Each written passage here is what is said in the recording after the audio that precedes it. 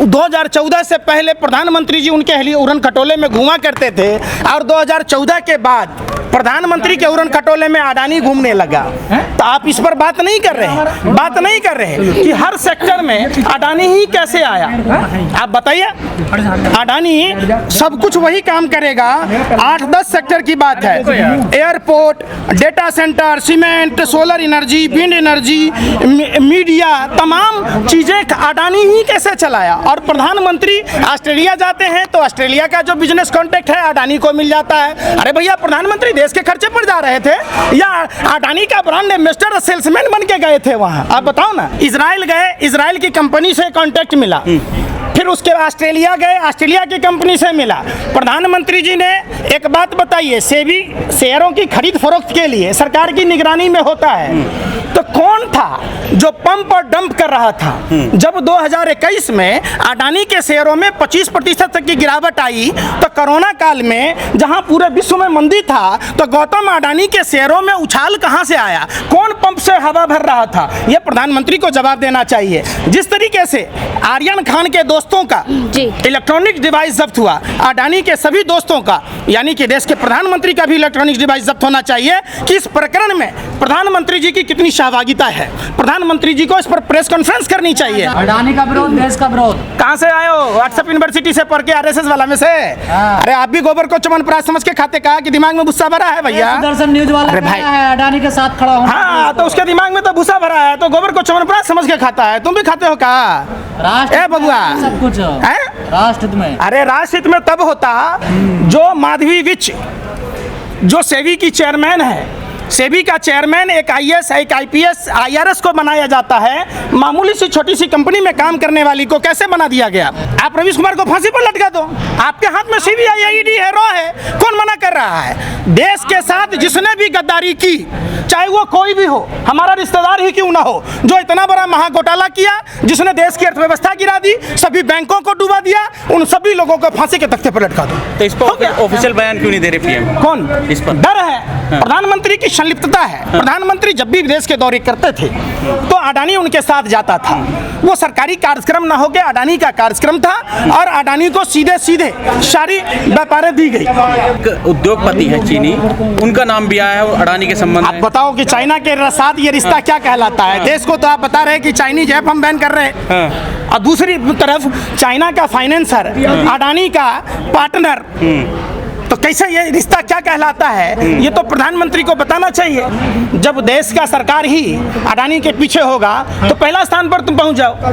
जब सारी देश की संसाधन जब उसी को दे दिया जाएगा, आपको दिया जाएगा, आप भी बन जाओगे। आप इसमें देखो ना कि 2021 जून 2021 में जो 25% शेयरों की दाम कम हुई, तो शेयरों के दाम कोरोना काल में 900% तक की बढ़ोतरी कैसे हुई? कौन आदमी था जो पंप कर रहा था और किसके इशारे पर अब यह डंप हो गया? ये तो बता दो कि किन किन लोगों ने शेयर खरीदा। दूसरी बात, आपने गार्जियन की रिपोर्ट में 2016 में देखी होगी कोल स्कैम के बारे में, जिसमें जांच के आदेश दिए गए थे। उस कोल स्कैम का आज तक कुछ पता चला क्या? आप इकोनॉमिक टाइम्स में जो ईडी और डीआरओ की भूमिका पर भी सवाल उठाए गए थे, जो किस तरीके से कोयला के प्राइस को हाई किया गया था और कम करके लिया गया था, उस पर कोई चर्चा हुई क्या? आप सुनो ना, हाँ हकलाते हो भाई। 52 ग्राम गांजा पर नागिन डांस नाचते हो, और जब 2-2 कंटेनर ड्रग्स पकड़ा गया, बार पकड़ा गया, कोई चर्चा तक हुई क्या? तब आप तो उस पर चर्चा करो ना, उस पर चर्चा ही नहीं करते। लेकिन सीतारमण जो है सपोर्ट में आ गई है उनके, काफी रोजाना खबरें आ रही हैं उनके लिए। नहीं आएंगी तो पूरा सरकार ना गिर जाएगा। वो जो पार्टी, किसके पार्टी पैसा से पार्टी प्रचार कर रही है, उड़न खटोला चल रहा है भैया। लेकिन आरबीआई कह रहा है कि सब कुछ ठीक है, बैंकों का पैसा सब कुछ सेफ है। हिंडनबर्ग की रिपोर्ट आने के बाद एलआईसी और एसबीआई ने अडानी के शेयर खरीदे, महंगे दामों पर खरीदे, तो क्या ये चूना लगाना नहीं हुआ? आप बताओ, क्या समझा रहे हो? लेकिन आरबीआई, अरे भाई आरबीआई, ईडी, सीबीआई, आईटी सब कहाँ है? कहाँ है डीआरओ? क्यों नहीं कार्रवाई कर रही है? आप ठीक उसी तरीके से जिस तरीके से जो शुभेंदु अधिकारी टीएमसी में होता है तो दिल्ली पैसेंजरी का काम होता है, और वही भाजपा में आता है तो ED, CBI, IT, income tax सब रास्ता भूल जाता है। तो यही चीज हो रहा है कि अडानी के मित्र प्रधानमंत्री हैं, इसलिए सब अपना अपना अनर्गल बयान दे रहे हैं। इससे देश को कोई नुकसान नहीं है। भला कैसे नुकसान नहीं होगा बता दो आप। लेकिन इस पर तो पैरेलल के जो उद्योगपति हैं वो भी नहीं बात कर रहे हैं। अडानी के पैरेलल के जो क्या चाहते हो कि बेचारे जेल में चले जाएं? सीबीआई, वो भी चोर हैं। वो दबाव में है प्रशासनिक अधिकारियों के।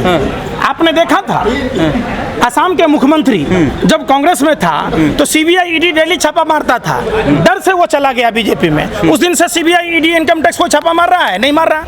नारायण राणे का नाम आपने सुना था? नारायण राणे जब से भाजपा में आया सीबीआई, इनकम टैक्स, ईडी कभी छापा मारा? अगर यही काम कहीं अगर दूसरी सरकार में हुआ होता तो ये लोग अभी सड़कों पर होते। देश में जब सारी संस्थाएं बिकी हुई है, जब हाथों की कठपुतली बनकर काम करेगी, जब रंजन गोगोई जैसा चीफ जस्टिस कहेगा चौकीदार चोर नहीं है, अरे चौकीदार चोर ही नहीं है, चौकीदार डकैत है, जिसके निगरानी में चौकीदार सोता रह गया और अडानी देश का माल लेके भाग गया, तो आप क्या कहोगे? हैं? क्या कहोगे? वो तो ये बिजनेस कर रहे हैं देश में। अरे भैया सुन तो लो, सारा माल चट कर गया ना। आज जिस दिन अगर लेके चल जाएगा तो देश में क्या बचेगा? बाबा जी का ठुल्लू है, मतलब भाग जाएंगे अडानी।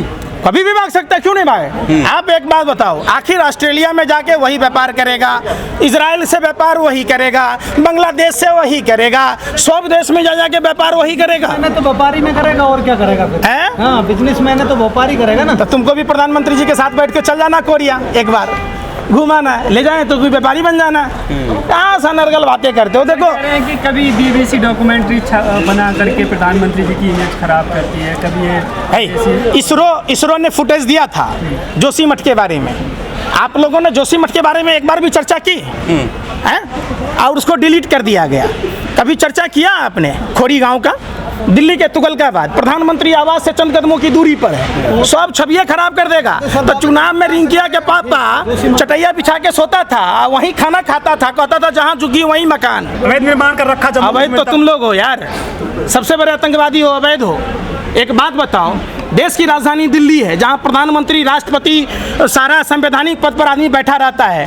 उन जमीनों को किसने बेचा?